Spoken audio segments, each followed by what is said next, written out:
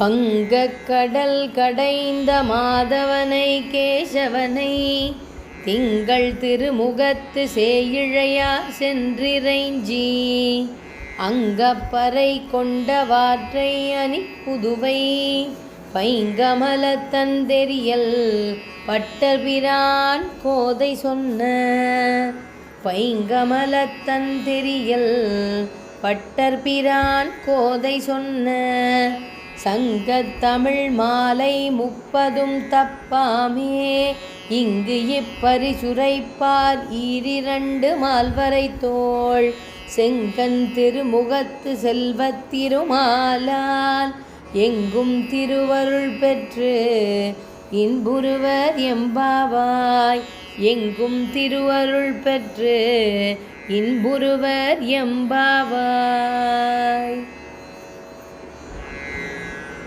ஆண்டாள் திருவடிகளே சரணம். திருச்சிற்றம்பலம்.